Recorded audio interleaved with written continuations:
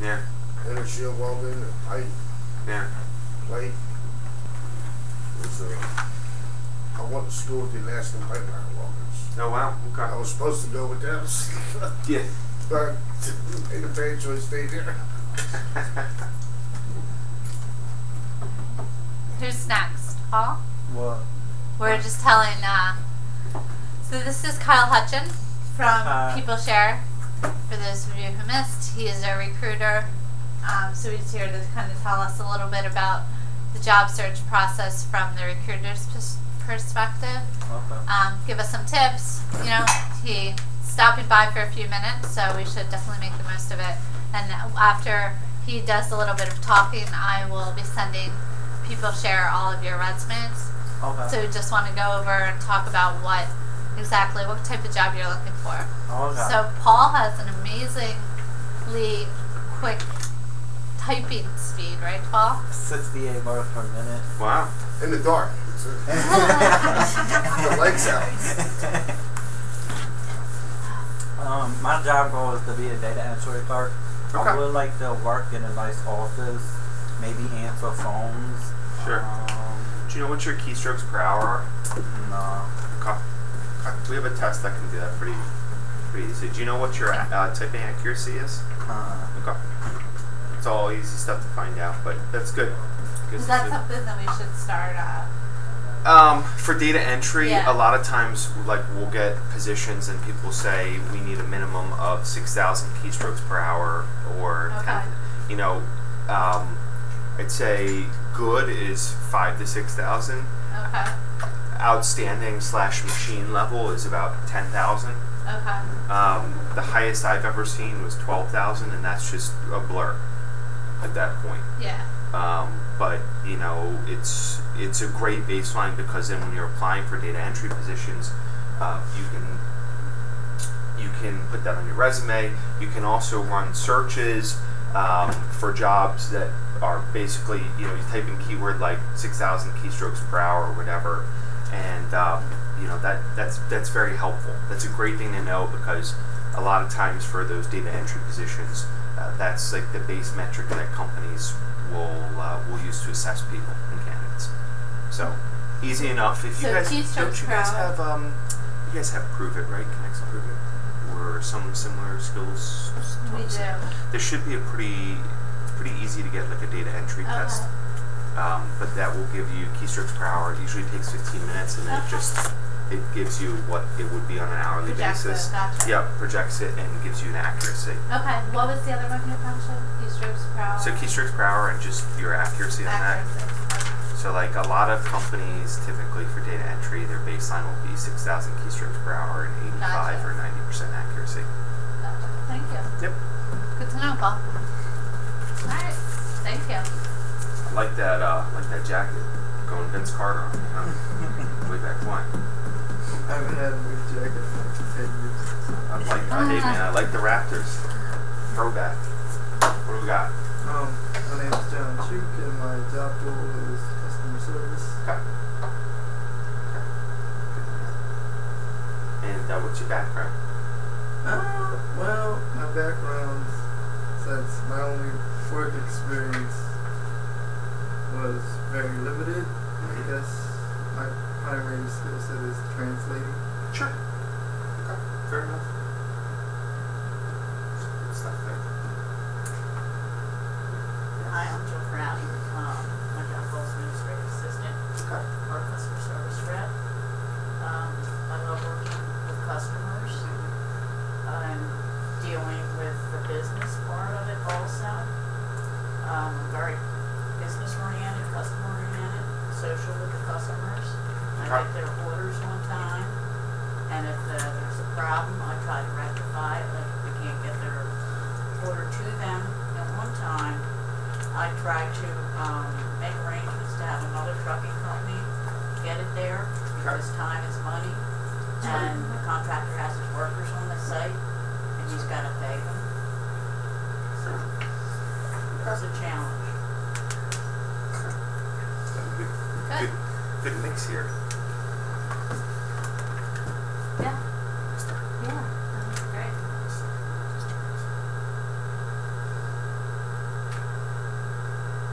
So again, guys, we'll send your resumes to People Share afterwards. But they're a temp agency, and well, I'll let you talk about it. Sure.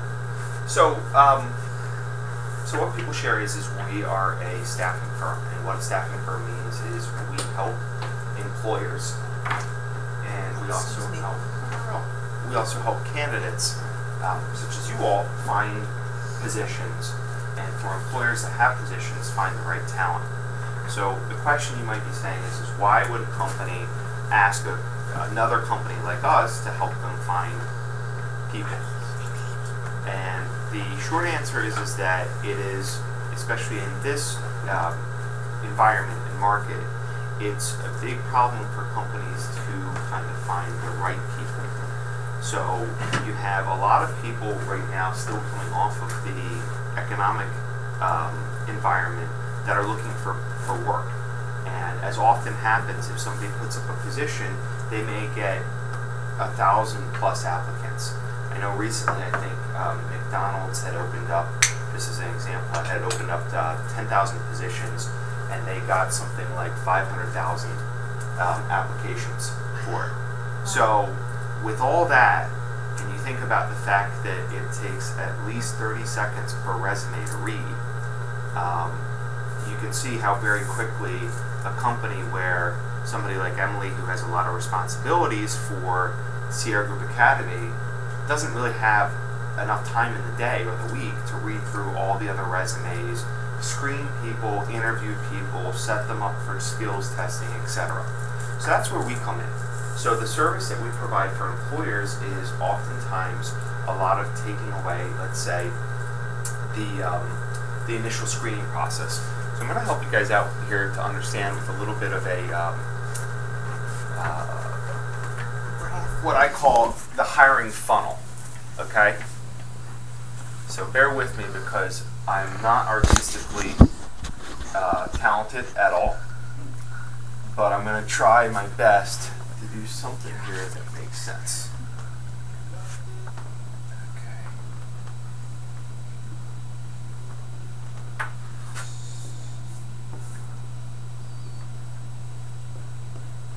So what the hiring funnel looks like is essentially made up of, and I'm sorry, I'm speaking with my back to you all, I didn't mean to do that, made up of, let's call it what People Share does and then what the employer does. So with us, where you all would start in theory, and just to understand, because this is pretty similar to a lot of what other firms do, is you're going to start with basically a phone and resume screen. Okay? So that's pretty typical. You'll send your resume in. A recruiter will read through it, match up your skills with the job description, make sure everything seems in order, and probably give you a call. Phone screens typically last between anywhere from 10 to 30 minutes. And there's a couple things that you want to remember. One is that this is an interview. It's just over a phone. So the only difference is that you don't have to worry about how you look. Well, let's rephrase that. How you present, that you're wearing job-appropriate attire, you have a professional and polished appearance, etc. You just have to worry about how you're sounding on the phone, that you're being courteous and professional with your mannerisms then. People are going to evaluate you. Just because you're not sitting in front of them doesn't mean that if you pick up the phone and you say, "What?" or like, Yeah, dogs. No, but like, yeah, how can I help you? Or you're in a super noisy area or whatever it may be. That's going to stick out to somebody. They want to know that even at this level, that you're really interested in this position. So try and be somewhere quiet. Answer the phone in a professional manner. You're going to be expecting this call.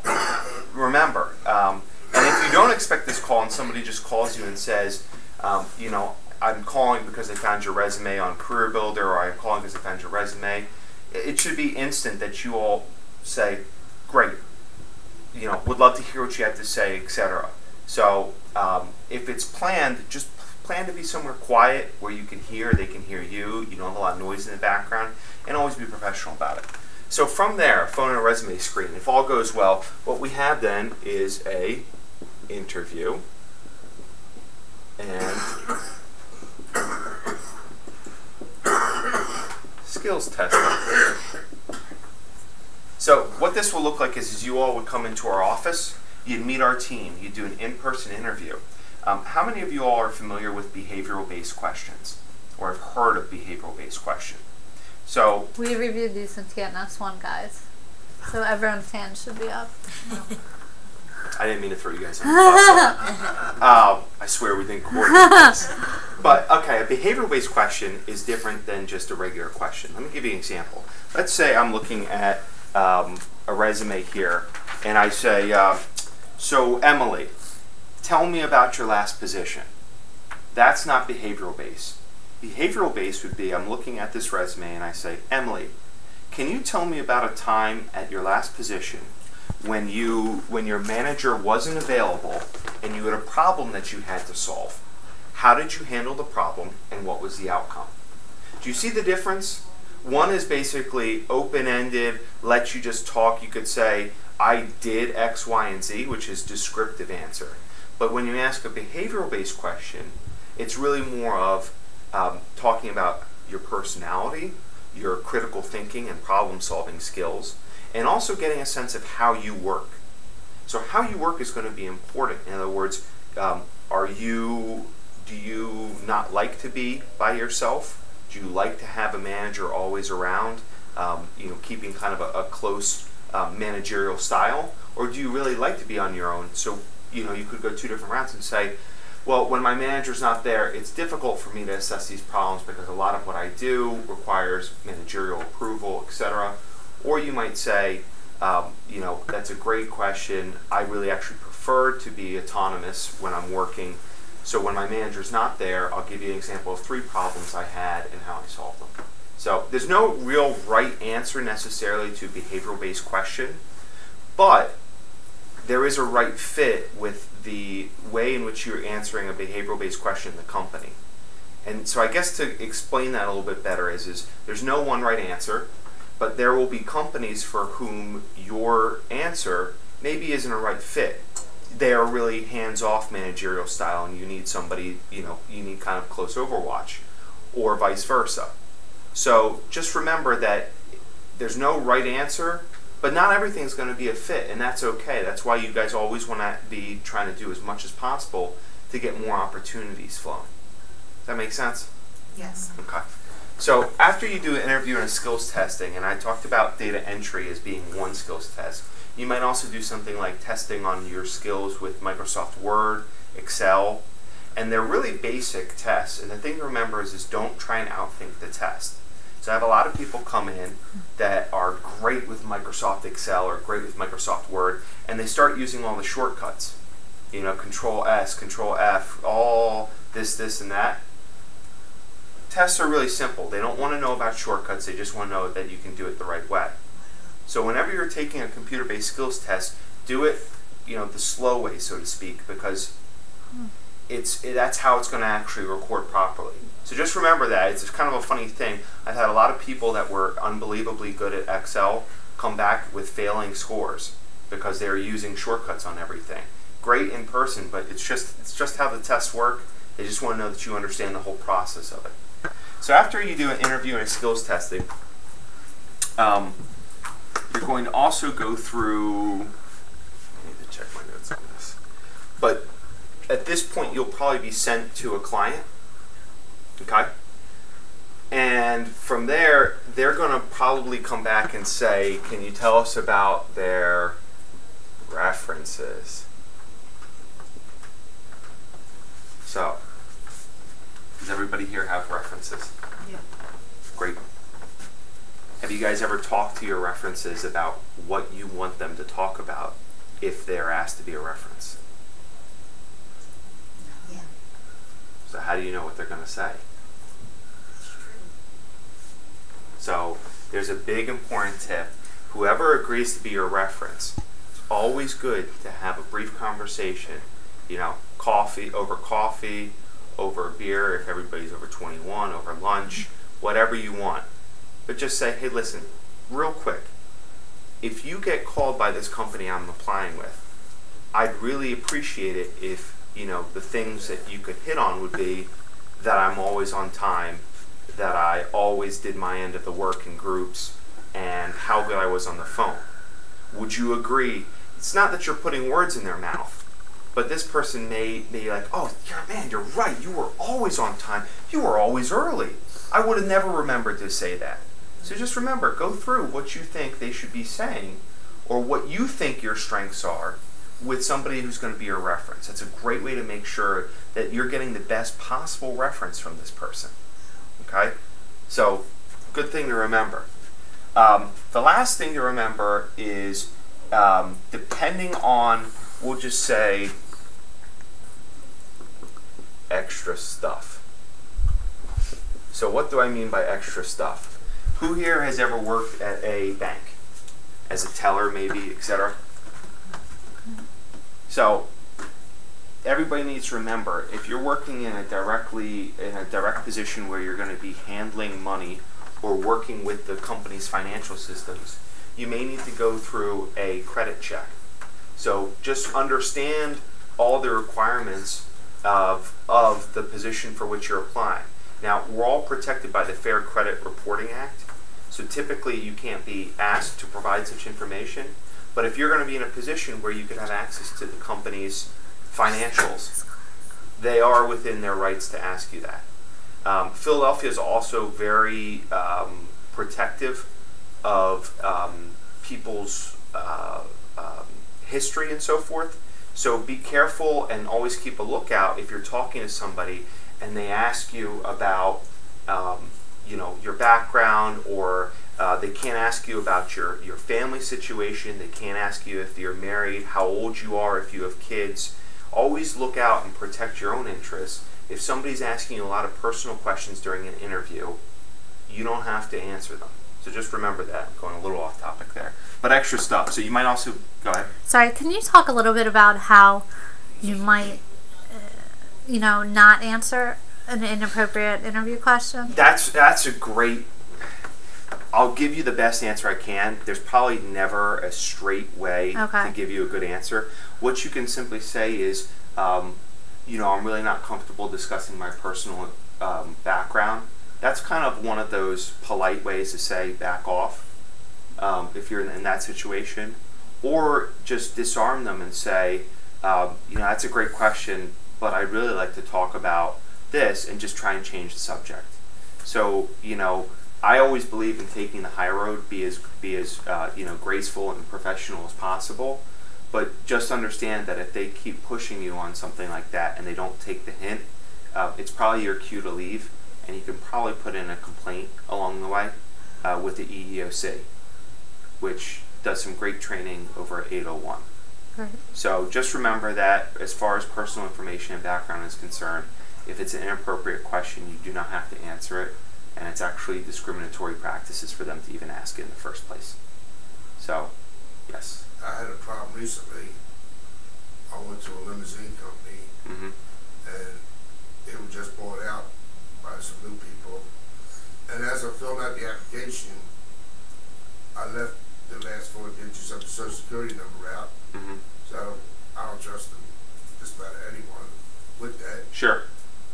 You understand the way things go. Sure. And as they said it was equal opportunity employer on the application. Sure. But as I got to the end of it, it was, what year was you born? Yeah. They can't ask that. Okay.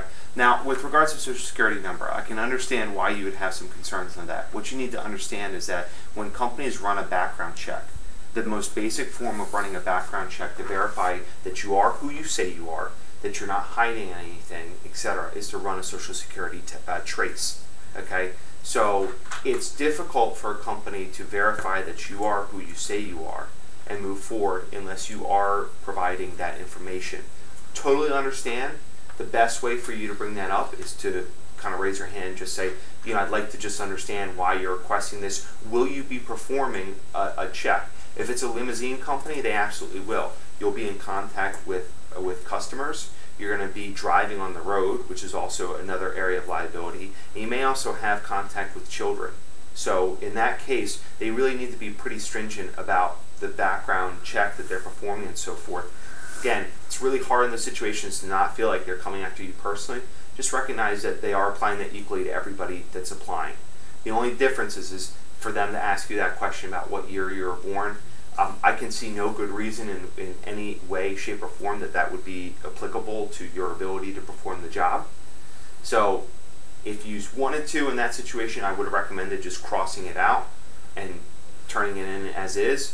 But that's really up to you, and if you feel that you could work for a company that asks that, great. If not, respect that, walk away. Just remember, you guys always have the right to walk away from a situation that you feel uncomfortable in.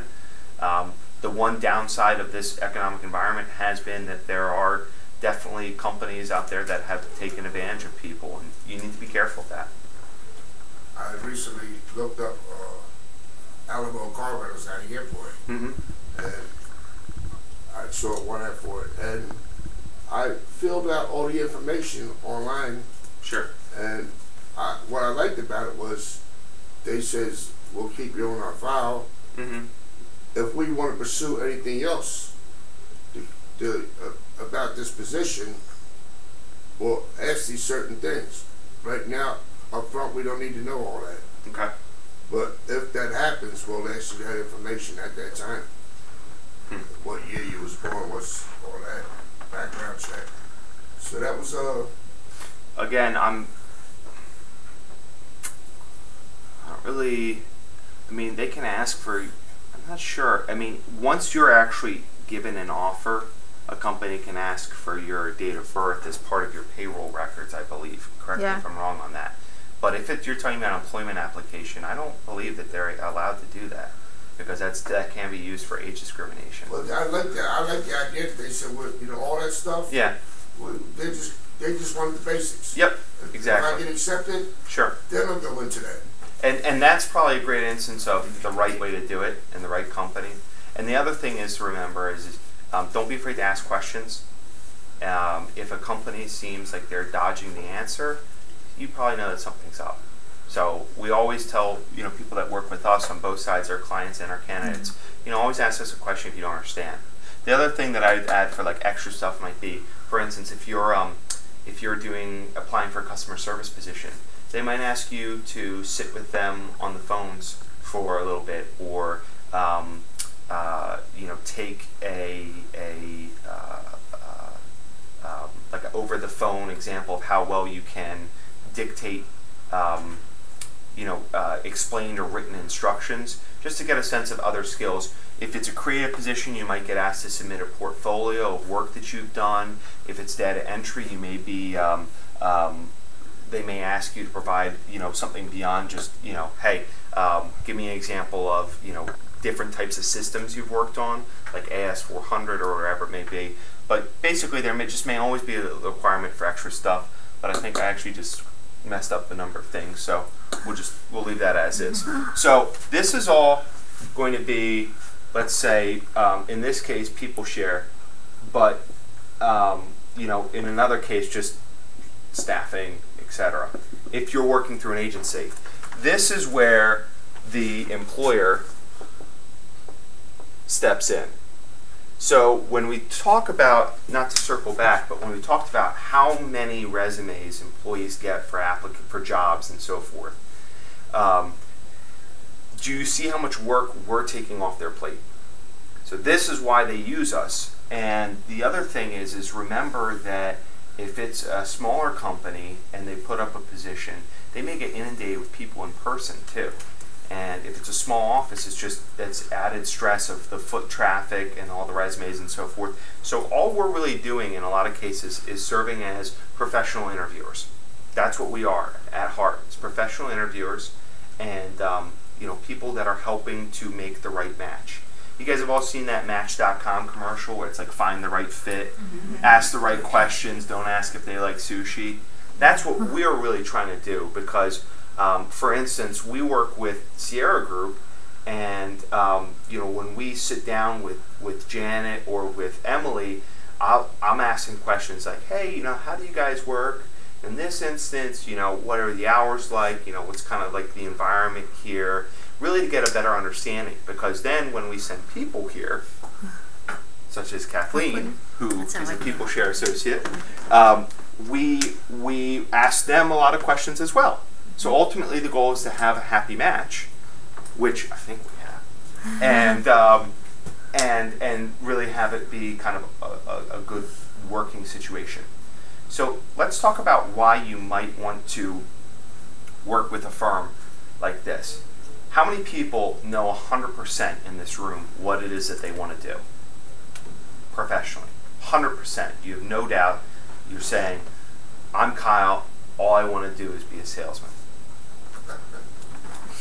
I did what I wanted to. 100%. Yeah. What do you want to do? Work at a senior center as a driver/driver, and with the computer skills that are required, the man at desk. Sure. So there's a combination of things I can apply, Sure. and on top of it, I get free housing, no bills. So You got it all figured out, Tom. But and for everybody else, that's completely normal. I was just joking, by the way. I have no idea what I want to do when I grow up, and if I ever grow up, for that matter. So that's perfectly natural. And so sometimes working with an agency like us means that you get a lot of chances to try out different companies and different positions. So I'll start with you. Give me a great example. Data entry, right? But maybe you like some of the customer service aspect as well. So I can think of a couple companies where the way in which they work people is they have data entry people that also are customer service people. Their principal job is answering emails, but then they also are helping out on the phones.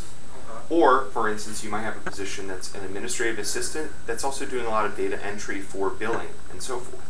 Or you might have a medical assistant that's doing billing as well, or any combination. So temp positions give you a flexibility to try out different positions. Now the downside is that not every temp position is permanent. That's why it's called temp. But there is a growing consensus among employers, a growing decision, that temp to hire is a really great model for making sure that everything is in its right place. And what I mean by that is, think of temp to hires as an opportunity for both parties to interview each other, okay? And what that means is a lot of times companies will just hire off the bat. The employee gets hired off the bat after 3 interviews and says, oh, I love it here, I want to be here. But I'm sure as all of us that have worked in past position know, 60 days in, 90 days in, 6 months in, a year in, your feelings are probably a lot different than when you were just sitting there interviewing. Just things change. They may grow stronger, they may grow weaker. You may just realize that, you know what, this is a great company, but it's not right for me. So temp to hire is an opportunity being used more and more by companies to really look at it from 3 to 6 months and say, let's make sure that this is the right fit for both people. The good news is that as candidates, if it doesn't work out for you in this opportunity, or if you all decide that you want to leave the position, which happens more often than you think, you can always then come back to us and we just start the process again with somebody else. So, what I encourage you is try to register with reputable staffing companies to get in their database. Because a lot of times what happens is that jobs will come through and they're very quick. I need 3 people for XYZ job next week. And if you're in somebody's database, for instance, how we do it is we get a position, we go into our candidate database, and I type in 6,000 keystroke minimum, okay, customer service experience.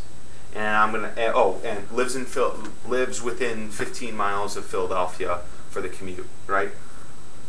Might come up a list of 45 names, might type in a few more things, all of a sudden there's 5 names there and you're one of them.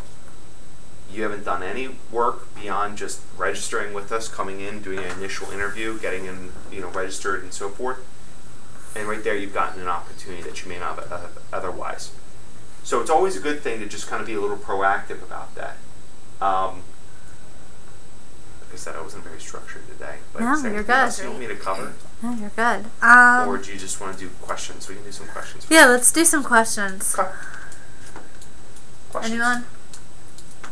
Yeah, I went out, this time last year. I thought I was done with school. Sure. Yeah, I learned enough doing email. So I went out on the job market. And I pounded the pavement. I put in 15 applications, went to 15 job sites. And I thought I was really going to get somewhere. And I found out all these advertisements, like Republic Services, took out these 10,000 page Sure. one ads. And I'm like, I'm there, applied, didn't get called. What I found out was that they're building pools. Yes. For all the 55 people retiring, they're going to be scared they're getting stuck. So they're trying to get all these people in these pools, these work pools, so they have something to pick from. So they can sell it to another agency that they'll have people available when all these people 55 plus step off and retire. They'll be able to fill that gap. So they're having all these applications for employment, getting all these people to chase down these jobs. What they're chasing is ghosts. And you got applications all filed everywhere. And it's just pools. Sure. I mean, the biggest problem and the biggest disappointment for people, and it was the biggest disappointment for me when I spent a significant amount of time, about 6 to 8 months looking for work, just pure search, is not hearing back from anybody. There's nothing worse than silence. It's the most frustrating. You don't even know where you stand. You have no closure, etc. But here's what I can say on that. It's so important to keep your motivation levels high. And it's really important for you to try and take at least 15 minutes of positivity every single day. For me, it's working out, it's playing rugby and lacrosse. For me, that helps me clear my head. I also read like the funnies, Sunday comics and so forth. I have these big Calvin Hobbes books. And when I'm stressed, I just read some Calvin and Hobbes and just takes me to a simpler place. But my point is that it's really easy to get discouraged. Believe me, I mean, you were saying you sent out 15 resumes and 15 application job sites, etc. My average for 6 months was 150 resumes a week. And I didn't hear from probably more than, if I was lucky, a good week, I hear from 5 people. Now that was 2009. And that was a really bad time, but it was really easy to kind of get down on myself, but that's not really going to help the situation. So organization is key. For one, keep a list of everywhere you've applied, and that way it's really easy. What I do is keep a list. Once you apply, write down when you've applied, right, and then every 2 weeks call in. It's as simple as that. You'd be amazed. Timing can be everything. I had somebody the other day who sent us their resume 4 months ago. We had nothing. We heard from nothing. She called in. She just said, "Listen, I haven't spoken to you guys in a while. I just wanted to remind you I'm available and everything." Look her up. Timing was perfect. Somehow she hadn't had a skill coded or whatever, but we placed her the next day. So a lot of times it's about timing, and unfortunately, there's nothing to do about it. It's random, it's unfortunate, but the way in which you manage it is being organized, always doing your due diligence. And one thing I do want to talk about real quick is, what do you do after you interview? Okay, what's the first thing you should do after you finish an interview? What's that? Send a thank you letter. Oh, absolutely. You get my gold star if I had one. Absolutely. How do you send your thank you letter? That's a great question. Do you email it? Do you handwrite it? Could you do both? I would say handwrite it. Double gold star. Why? Email's quickest. We live in a society that is all about 5-minute rice, 5-minute abs, instant everything, right? So if they don't get their thank you letter, they're like, they don't care. It's the end of the day. So send a short, personal email. Okay. Short, personal email. Thank you so much for your time. Really enjoyed talking about X, Y, and Z. Be specific. I can tell you right now, right? I interview with Emily. This is the thank you letter I get 9 out of 10 times. Dear Emily, I wanted to take a moment and thank you for sitting down with me today. I so appreciate your taking the time to speak with me about X job opportunity. I remain very interested in the position and look forward to speaking with you further. Thanks, so-and-so. How many of you all write thank you letters like that right now? Yeah. What? At least there's one honest person. I used to do it too. Stop it. Write personal. Dear Emily, want to thank you so much for taking time out of your busy schedule during exam week to sit down with me and talk about this position. I feel I would be a great fit for Sierra Group Academy because of my background in X, Y, and Z. This is exactly what Sierra Group does, exactly what Sierra Group does is what I would like to do because it is rewarding and enriching and matches up with my experience here. I really liked when you mentioned this specific thing about what you do on a daily basis that you like. I like that too. I remain very interested in the position, and I very much look forward to speaking with you further. Regards, Kyle. Do you see it's so specific, talked about acknowledging that it's exam week, hit on the points, matched up what I've done in the past with what the job's looking for now, matched up what I call the warm and fuzzy factor. Every good company has a mission and a vision, right? So when you talk about how that mission and vision matches with your own, you get warm and fuzzies on both sides, right? We had a question yesterday. Now, I encourage people to take notes during an interview, but someone was a little weary about bringing a notebook in. What are your thoughts? So, actually, that's a great little leeway here. I have brought this portfolio. This is my work portfolio, and this is what I've interviewed with since I was 18. You know what? It was $10. So that's the other thing I'd say. Spend the money if you can, and just get a nice little folder. My thing right inside here, which I'll show you guys. I have. I don't even remember. I got it from like maybe Staples or Target. Okay. Is I have a little notepad. I have a place where I can put business cards, right?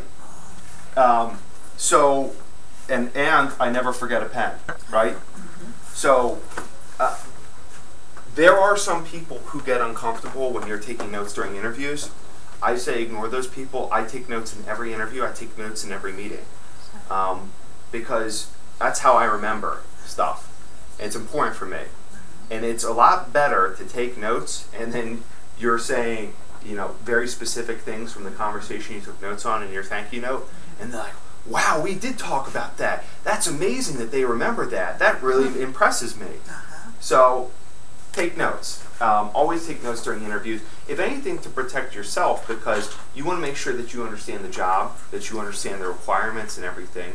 And, it's important to write that down so you can say, okay, I've only ever processed 25 medical invoices a day, and this is asking me for ICD-9 coding that I don't know, and 50 invoices a day, probably not the right position for me. So, always take notes. But send a thank you note in the form of an email because it gets there right away. Always ask for a business card when you leave. If you don't do it now, always get in the habit. If they don't give it to you up front. Some people, that's a test. Some people won't give you their card because they want to get to the end and make sure that you ask for it. Because if you don't ask for it, what's going through their mind immediately is, they're not going to send me a thank you note. So, and then follow up with a handwritten note. If your handwriting is bad, keep it shorter. My handwriting is absolutely atrocious. I sometimes can't read my own notes. So I usually write a nicer email and then just a nice, brief, handwritten note. Send it in the mail. The best habit I can give you guys, let's see if I do it now. Can you just Yes. type it and send it? So you could always type it and sign it. That's also not a bad idea. So typically when I have meetings or so forth, because I send thank you letters to clients. I know I didn't send you guys one. But I was Forgive me. thinking. I was just about to say. But when I go out a lot of times, I just carry a stamped envelope in my thing, in this little portfolio, with a piece of paper. So I walk out, I find a coffee place or a bench, I sit down, I write my thank you letter, and I walk over and put it in the mail. There's no better way to make sure you get it done, and there's no better way to make sure it shows up the next day. Go ahead. That thing is called a portfolio? It's portfolio or a, I don't know what else they'd call it. But yeah, you can get these at Staples or anywhere else for pretty cheap. Okay. And you just need a basic one. This isn't even real leather, by the way. It's like pleather. So, I mean, just it's worthwhile, and then just get a notepad to stick in it and a pen. Okay. And you're all set. All right. So, but yeah, after interviews, thank you notes. I think we covered that. Any other questions, guys? I just wanted to highlight one of the things that you said in TNS2.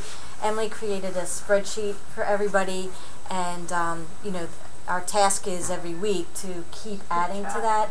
To keep track of the jobs we've applied to. Right, we've applied our username, password, and all of that. So I just wanted to bring that home, that it does take a lot of applications in before you're going to hear anything. So just to keep that motivation going, and when we talk about this in class, that's why, because it's going to take. Absolutely. And did you guys hear, Kyle said he applied to 150 jobs per 150 week? jobs a week. I'm not joking. I said how 150 resumes many a of you week. guys have applied to even 15 jobs a week? I mean, that's, you know, that's a difference. That's a big difference. It takes a lot of work and a lot of applications. Yeah, it does. It does. And the thing is, again, it's just stay motivated, stay positive. Set little goals. I don't know if you guys talk about micro goals or mini goals. So, good, I didn't miss anything. I just wanted to check my hiring phone. So, mini goals. What are mini goals? Mini goals for me would be, and I do this when, like every day, even when I'm out on the road and so forth. But mini goals are a great little way to A, keep yourself motivated, B, hold yourself accountable, C, keep organized, and D, have some fun. And so a great example of mini goals would be, let's say, today I'm job searching, okay? So I am going to make 3 follow-up calls, okay? I'm going to apply to 5 new jobs, okay? I'm going to spend 10 minutes on Career Builder, just looking. And then I'm going to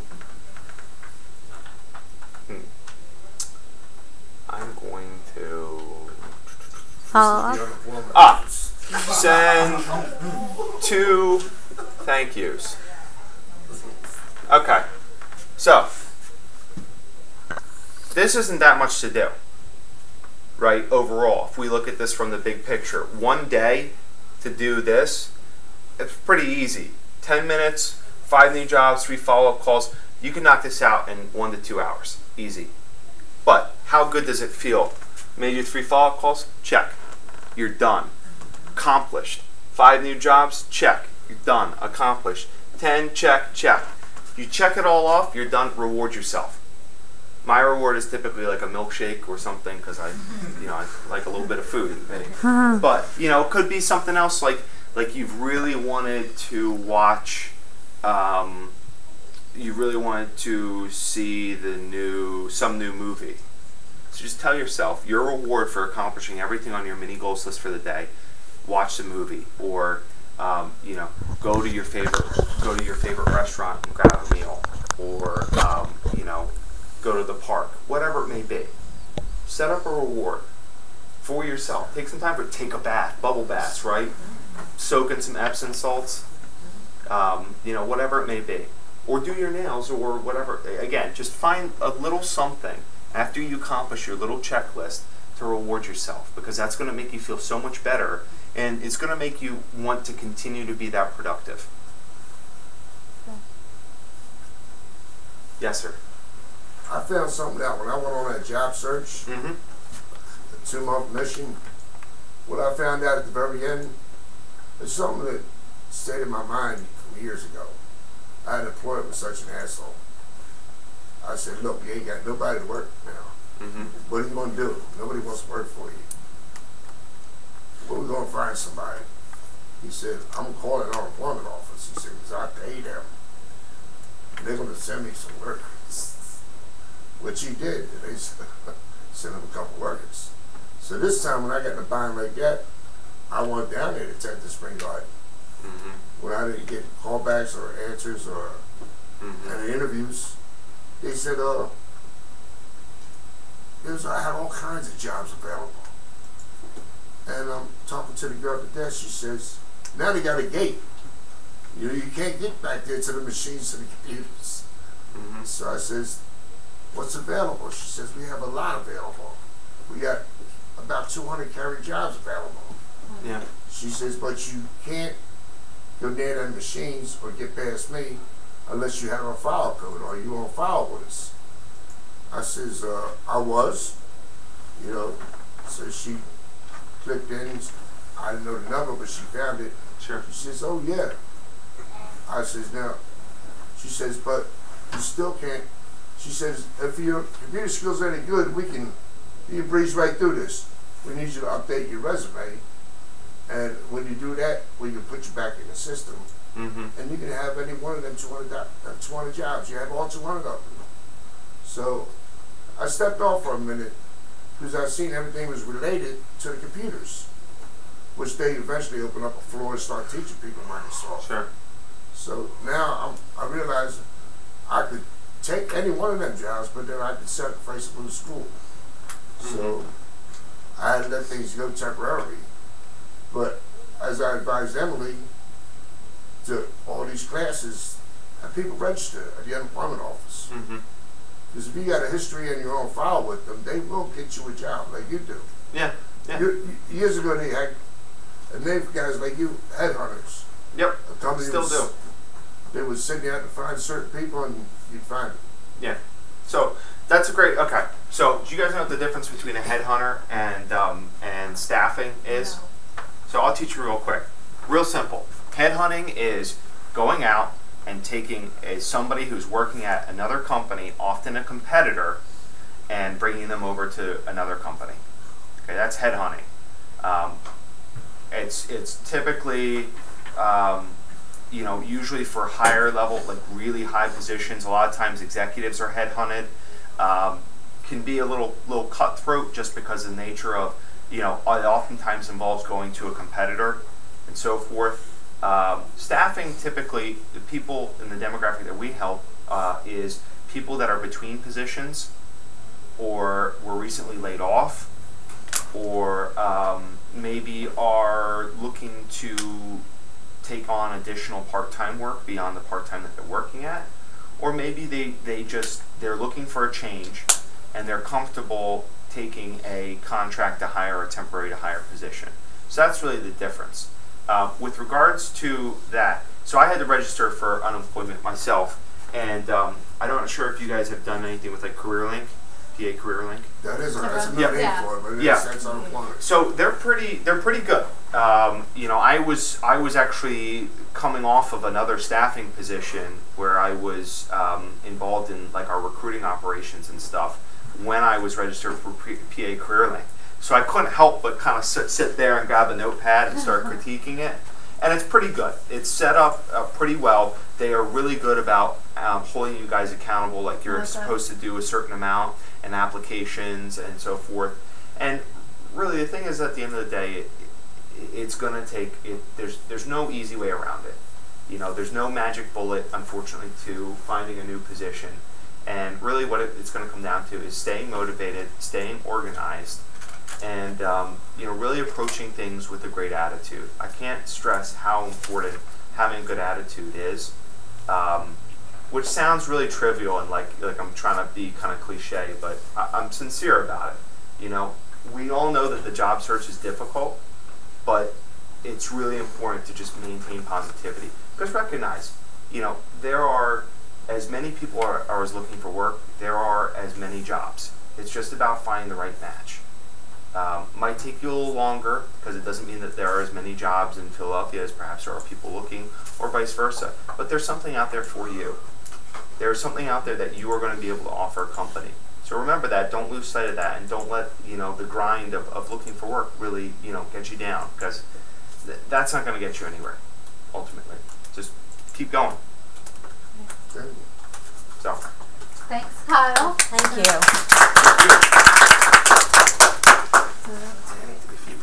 If you get a batch of resumes. Okay.